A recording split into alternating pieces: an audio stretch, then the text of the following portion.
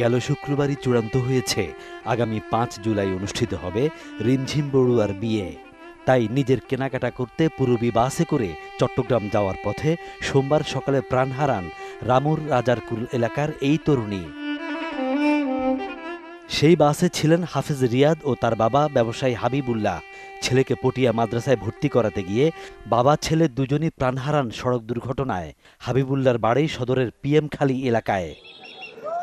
সকাল ৮টায় কক্সবাজার রামুর রশিদনগরে সংঘটিত এই দুর্ঘটনায় আহত হয়েছে আরও ১০ জন, যাদেরকে মুমূর্ষু অবস্থায় কক্সবাজার সদর হাসপাতালে ভর্তি করা হয়েছে। উনি চট্টগ্রাম একটা মাদ্রাসায় পড়ালেখা করে, ওনাকে আমার বোন জামাই বাড়ি দিতে যাচ্ছে। কালকে যাওয়ার কথা ছিল, কালকে কোনো কারণে যাইতে পারে না, আজকে যাচ্ছে। সবাইকে নিয়ে সে মার্কেটিং করবে এই আশাতেই সেই উদ্দেশ্যেই সে পূরবীতে করে রামু ছেড়ে চলে যাওয়ার সাথে সাথেই কিছুক্ষণের মধ্যেই আপনার পানির চর এলাকায় নাকি দুর্ঘটনা কবলিত হয়।